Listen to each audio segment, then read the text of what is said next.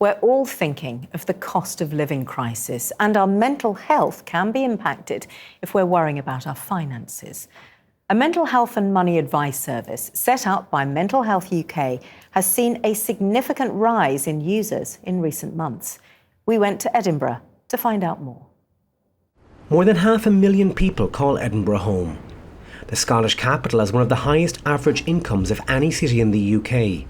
But even here, the rising cost of living is leaving its residents worried about the winter ahead. Wages aren't going up and people are going on strike. When about a third of students have less than £50 a month to spend as disposable income. I think people kind of develop an attitude of apathy because it's the only way that they can cope. So there's a lot of despondency and hopelessness.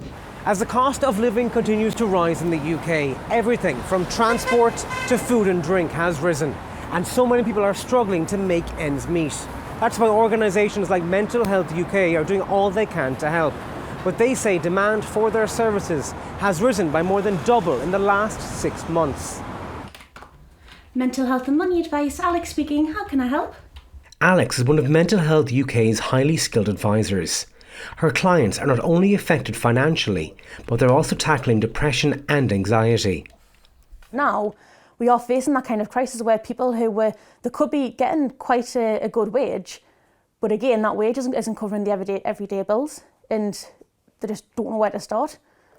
Mental Health UK are seeing a surge in referrals for their services, where they help people with money problems and also support their well-being.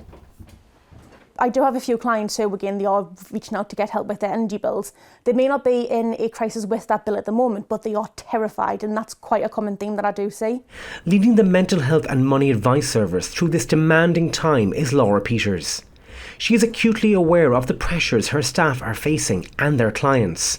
So 81% of our clients see an improvement in their well-being once they've had an interaction with us, and that's something I'm really, really proud of, that actually we're improving people's mental health as well as helping them solve their money problem. Someone whose life was changed by Mental Health UK is Dawn, who has been a carer for her husband and her parents.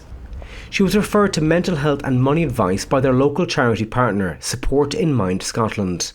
Literally everything was getting on top of me. Didn't know how to cope with it.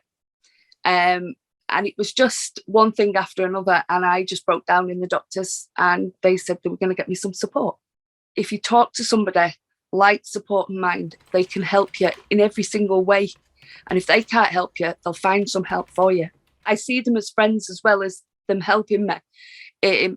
I think to myself, if I didn't have this help and I didn't talk about what I was going through, no, I wouldn't be here now. For Laura and her team, maintaining this level of support for the UK's most vulnerable during this difficult economic time is crucial.